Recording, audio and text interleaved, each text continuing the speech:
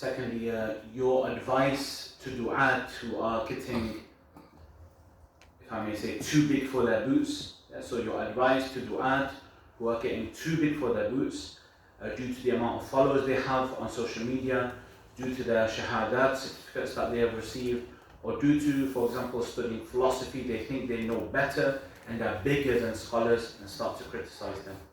Maybe you can add that to the next question, which is your advice to du'at again and influencers that are attacking Salafis and Saudi ulama apparently just to get more support and more followers and views.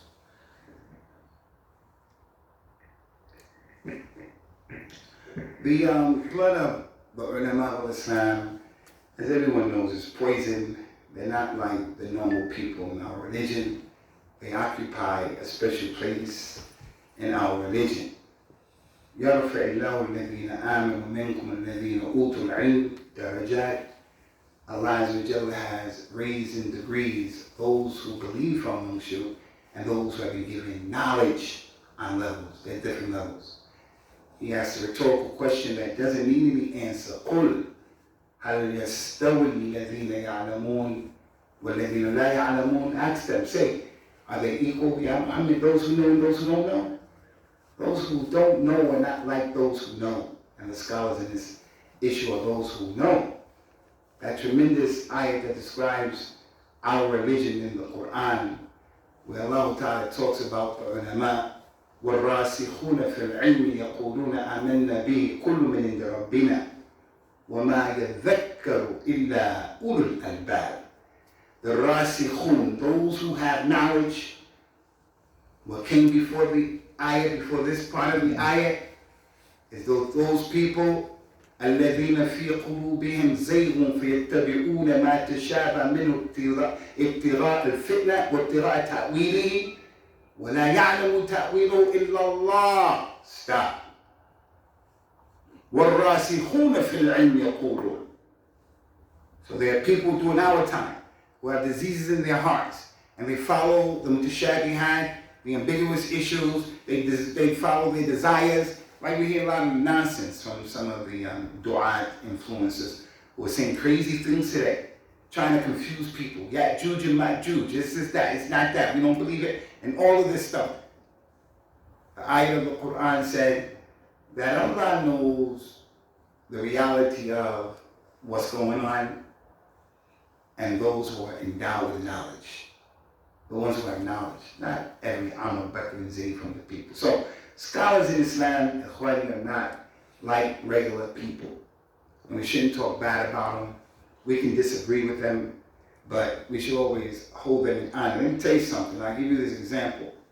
Where we come from, in our villages, in our towns where we come from, if someone ran into your house back where we come from, and they say, hey, your son, your brother, your cousin, he was over there in the street and he pushed scholar, a real scholar, a mufti. Not someone graduated from Medina, Qura. No, real scholar, give fatwa, scholar. He pushed him down and spat on him. He fought him and punched him.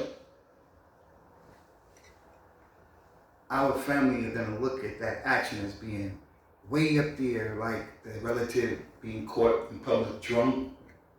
That's very embarrassing. The relative had a baby out of wedlock, boy or girl. That's really bad. To push, punch, harm, spit on a scholar like that in our religion, to this day, for the most part, where we come from, people are going to look at, what's wrong with you? Because that's the ulama. But now here, with the social media and all of this stuff, followers, views, everyone has opinion. Now scholars are spoken bad about. So I would warn against that and say to a person, run away from the person you see doing that the same way, even more. You would run away from the lion. Because if a lion came in here, I've seen lions in real life, and they're not as cute as they look on TV. That lion will eat you, man. So some of you, if the lion came in, you would be inquisitive. Some of you, because you saw him on TV, and you go and say, oh, look at his neck, y'all. And you want to rub his beard. I know you can't do that with that lion. I'm going to jump out of that window as soon as I see him walking in here. If anybody get in my way, even a little brother, I'm running through the person because I want to live to see another day. Run away from the people who talk about scholars like that. the way you run away from that lion.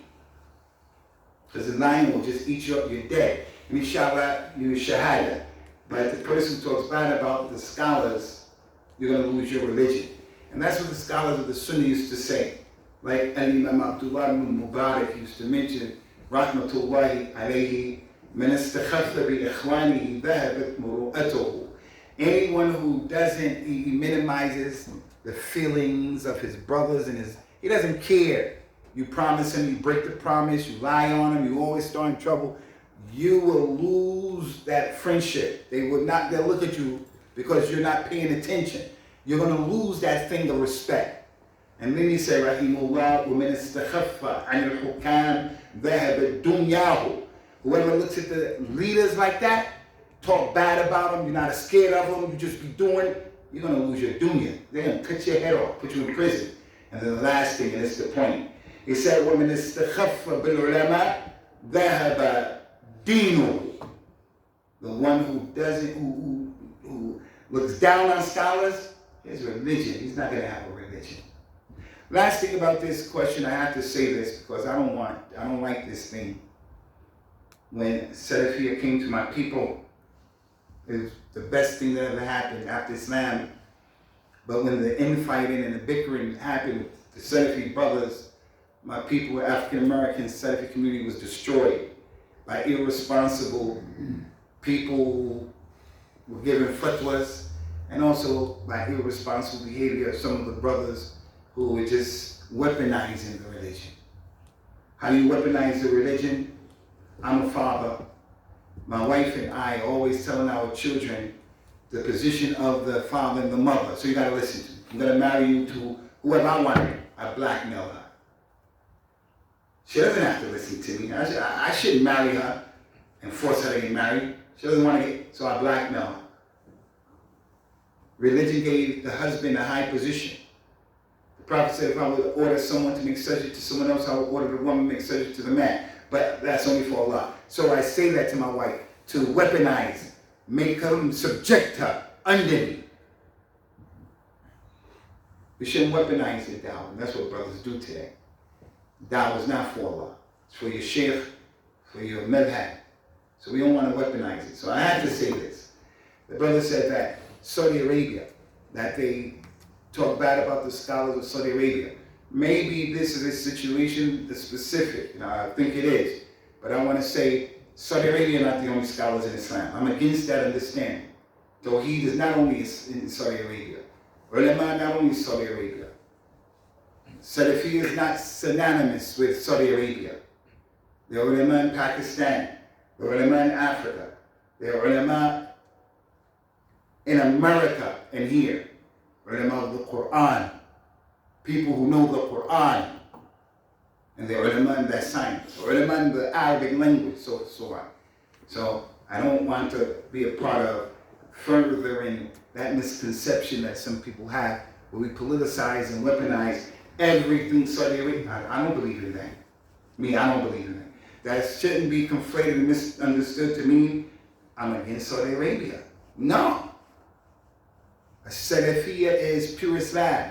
There's nothing known as Salafiyya of Bahrain, Salafiyya of Kuwait, Salafiyya of Africa. It's Islam. Islam. That's it. So we shouldn't talk bad and have bad opinions about any ulama anyway. We shouldn't make khuruj against any of the hukam. We can't make it haram for others and halal for others. So I want to make that point. And Allah knows best. The